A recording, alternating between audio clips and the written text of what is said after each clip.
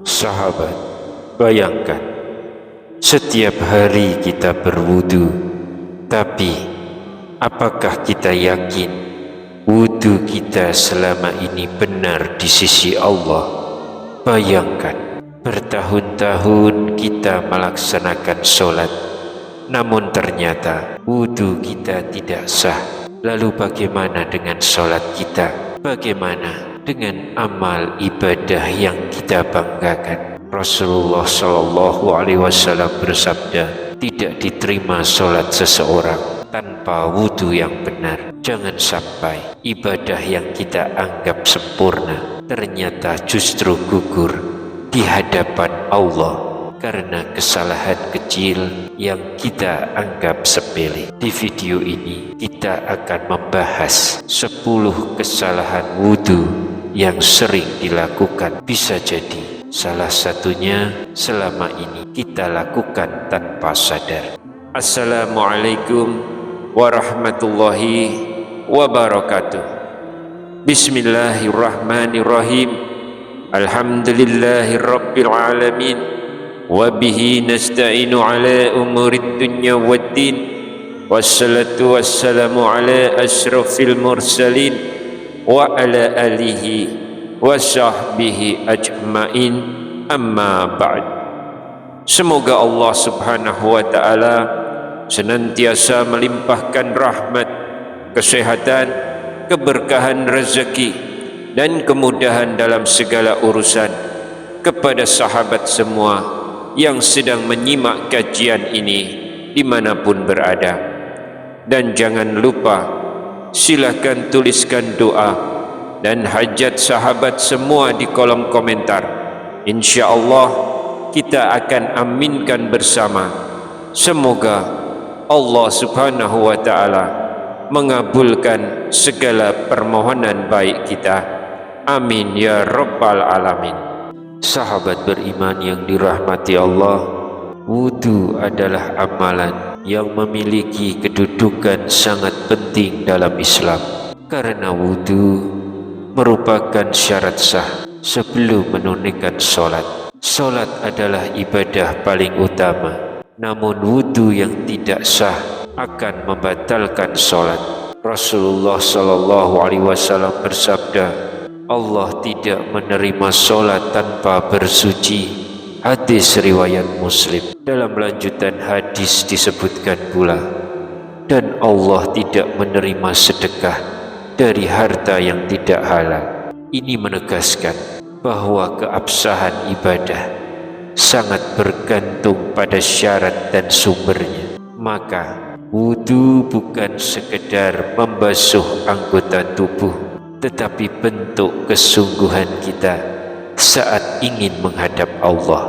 Oleh karena itu, berikut 10 kesalahan yang sering dilakukan dalam wudu agar kita dapat memperbaiki dan memastikan sholat kita benar-benar diterima oleh Allah subhanahu wa ta'ala. Namun alangkah baiknya bagi sahabat beriman untuk menyimak video ini sampai selesai, agar informasi yang diterima utuh dan dapat menambah ilmu serta pengetahuan kita bersama. Kesalahan pertama adalah tidak membaca bismillah.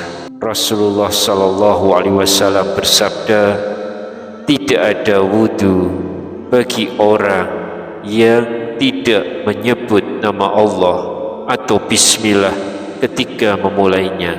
Hadis riwayat Imam Ahmad. Namun hadis ini sesungguhnya tidak sahih atau dinilai lemah untuk menyatakan bahwa wudu tidak sah sama sekali, melainkan bahwa wudu menjadi kurang sempurna jika tidak diawali dengan bismillah. Kesalahan kedua adalah tidak menyempurnakan membasuh anggota wudu. Diriwayatkan dari Abu Hurairah radhiyallahu anhu bahwa beliau melihat sebagian orang sedang berwudu. Lalu Nabi SAW bersabda, celakalah tumit-tumit yang tidak terbasuh air ketika berwudu dari api neraka. Hadis macam ini juga disebut dalam riwayat Khalid bin Midan dari sebagian istri-istri Rasulullah sallallahu alaihi wasallam bahwa beliau melihat seorang laki-laki sedang sholat, namun di punggung kakinya terdapat bagian mengkilap karena tidak terkena air wudu. Kemudian Nabi sallallahu alaihi wasallam menyuruhnya untuk mengulangi wudunya. Hadis riwayat Imam Ahmad dan Abu Dawud. Walaupun hadis yang spesifik menyebutkan tumit yang tidak terbasuh tidak ditemukan secara kuat dalam kitab sahih seperti Sahih Al-Bukhari atau Sahih Muslim dengan redaksi persis tersebut, terdapat hadis sahih bahwa Nabi SAW membasuh kaki hingga ke mata kaki dalam wudu. Oleh karena itu, aspek menyempurnakan membasuh kaki hingga mata kaki adalah bagian dari syarat wudu yang valid, dan kelalaian di bagian kaki, terutama tumit, bisa jadi menjadikan wudu kurang sempurna. Kesalahan ketiga adalah membasuh anggota wudu lebih dari 3 kali. Ini merupakan was-was dari setan, sebab Nabi sallallahu alaihi wasallam tidak pernah menambah cucian dalam wudu lebih dari 3 kali. Dalam kitab Sahih Al-Bukhari disebutkan bahwa beliau mencuci anggota wudunya 1, 2, atau 3 kali saja, dan beliau tidak melebihi 3 kali. Maka atas seorang muslim adalah membuang semua was-was dan keraguan-raguannya setelah selesainya wudu, dan janganlah ia menambahkan lebih dari 3 kali cucian hanya untuk menolak was-was, karena hal itu termasuk tipuan setan. Kesalahan keempat adalah boros dalam penggunaan air. Hal ini terlarang berdasarkan firman Allah Subhanahu wa ta'ala, dan janganlah kamu berlebih-lebih, sesungguhnya Allah tidak menyukai orang-orang yang berlebih-lebih. Quran Surat Al-An'am ayat 141. Dan di ayat yang lain, janganlah kamu berlebih-lebih.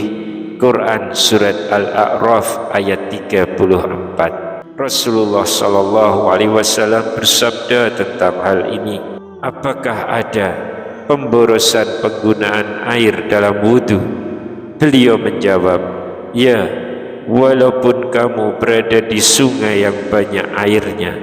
Hadis riwayat Sa'ad ibnu Abi Waqqas yang diriwayatkan dalam Musnad Ahmad. Dengan demikian, dalam wudu kita dianjurkan menekan pemborosan air, menggunakan secukupnya untuk mensucikan diri, bukan untuk lebih-lebih sehingga menjadi mubazir. Yang kelima adalah menyebut nama Allah atau membawa sesuatu yang ada zikirnya ke dalam WC atau tempat najis. Ini termasuk perkara yang makruh. Sebaiknya seorang muslim menjauhinya. Diriwayatkan dari Abdullah bin Umar radhiyallahu anhu bahwa ada seorang lelaki melewati Nabi sallallahu alaihi wasallam sedang buang air kecil. Kemudian orang itu mengucapkan salam, namun Nabi sallallahu alaihi wasallam tidak membalas salamnya. Hadis riwayat sahih dalam Sahih Muslim. Karena kondisi sedang menjawab hajat, maka menjawab salam atau mengucapkan zikir di dalamnya dianggap kurang pantas.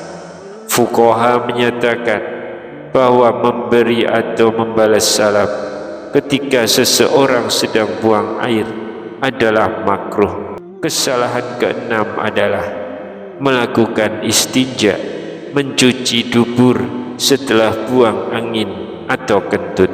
dijelaskan bahwa istinja hanya diwajibkan saat buang air kecil atau buang air besar, tidak diwajibkan setelah kentut, sebagaimana disebut oleh ulama bahwa membasuh atau istinja karena kentut adalah tidak diperlukan dan dapat termasuk bid'ah. Dalam hal ini Imam Ahmad bin Hanbal rahimahullah juga menyatakan bahwa tidak ditemukan dalam Al-Quran atau sunnah Nabi sallallahu alaihi wasallam adanya keharusan istinja karena kentut. Yang ada hanyalah kewajiban berwudu jika kentut membatalkan wudu. Yang ketujuh, tertidur kemudian tidak mengulang wudu. Sebagian orang tertidur di masjid sambil menunggu iqamah. Begitu dikumandangkan, ia dibangunkan oleh orang di sebelahnya, lalu langsung berdiri untuk sholat tanpa memperbarui wudunya. Saudaraku, jika tidurnya lelap sampai tak lagi menyadari keadaan sekeliling, siapa yang di kanan, siapa yang di kiri, maka wajib baginya untuk berwudu kembali, karena tidur yang lelap dapat membatalkan wudu. Namun bila ia hanya tertidur ringan, sekedar terkantuk dan masih bisa merasakan kondisi sekitar, masih sadar orang yang duduk di dekatnya, maka tidak wajib mengulang wudu. Tidur yang menghilangkan kesadaran adalah pembatal, sedangkan kantuk yang tidak sampai hilang kesadaran tidak membatalkan wudu. Yang kedelapan, meninggalkan istinsya dan istinsar. Saudaraku yang dirahmati Allah, sebagian kaum muslimin saat berwudu hanya membasahi jari lalu mengusap bagian dalam hidung, padahal ada sunnah yang sering terlupakan, istinsya dan istinsar. Apa itu istinsya? Yaitu menghirup air ke dalam rongga hidung hingga pangkal hidung. Sedangkan istinsar adalah mengeluarkan kembali air tersebut dengan kuat. Amalan ini merupakan bagian dari kesempurnaan wudu. Dalam hadis sahih riwayat Imam Al-Bukhari, Utsman bin Affan radhiyallahu anhu mencontohkan wudu. Beliau memasukkan tangan kanan ke dalam bejana, kemudian berkumur, menghirup air ke hidung dan mengeluarkannya kembali. Rasulullah sallallahu alaihi wasallam bersabda, barang siapa berwudu, hendaklah ia menghirup air ke hidung dan menghembuskannya kembali. Dan barang siapa bersuci dari buang air besar dengan batu, hendaklah dengan bilangan ganjil. Maka jangan remehkan sunnah ini. Ia mungkin terlihat kecil, namun menjadi bagian penyempurna wudu dan kebersihan seorang muslim. Lalu yang kesembilan, menganggap mengusap leher termasuk sunnah wudu. Sahabat beriman yang dirahmati Allah, masih ada sebagian kaum muslimin yang ketika berwudu mengusap leher dan mengira bahwa itu adalah bagian dari sunnah wudu, padahal hal tersebut tidak dianjurkan dalam tuntunan wudu Rasulullah sallallahu alaihi wasallam. Tidak ada satupun hadis sahih yang menetapkan bahwa mengusap leher merupakan bagian ibadah wudu. Oleh karena itu, para ulama menyatakan bahwa amalan ini tidak termasuk sunnah Nabi dan tidak perlu dikerjakan ketika berwudu. Wudu adalah ibadah yang tata caranya telah dijelaskan langsung oleh Rasulullah, maka sudah sepatutnya kita berhenti pada batas yang beliau ajarkan tidak menambah-nambah, tidak mengurangi. Menjaga kemurnian ibadah adalah bentuk kecintaan kita kepada sunnah Nabi dan bentuk ketaatan kepada Allah Subhanahu wa ta'ala. Yang ke-10, berdoa ketika membasuh anggota wudu. Sahabat beriman, sebagian kaum muslimin masih berdoa setiap kali membasuh anggota wudu, padahal hal ini tidak memiliki dasar yang sahih dari Rasulullah sallallahu alaihi wasallam. Imam An-Nawawi rahimahullah menjelaskan, tidak ada doa khusus yang diajarkan Nabi sallallahu alaihi wasallam pada saat membasuh wajah, tangan, kepala atau kaki dalam wudu. Doa-doa yang banyak tersebar pada amalan tersebut adalah buatan manusia dan tidak berdasar dari sunnah. Tuntunan yang benar dan sahih adalah yang pertama, membaca basmalah di awal wudu. Yang kedua, setelah selesai wudu, membaca 2 kalimat syahadat. Yang ketiga, ditambahkan doa, ya Allah, jadikanlah aku termasuk orang-orang yang bertaubat, dan jadikanlah aku termasuk orang-orang yang bersuci. Demikianlah wudu yang sesuai syariat, sederhana, mudah, dan penuh keberkahan. Wallahu a'lam bishawab. Sahabat beriman yang dirahmati Allah, semoga Allah menerima setiap ikhtiar kita dalam menyempurnakan ibadah dan menerima semua amal kebaikan yang kita lakukan semata-mata hanya untuk mengharap ridhonya. Amin ya rabbal alamin. Cukup sampai di sini yang bisa saya sampaikan. Semoga membawa manfaat bagi kita semua. Wassalamualaikum warahmatullahi wabarakatuh.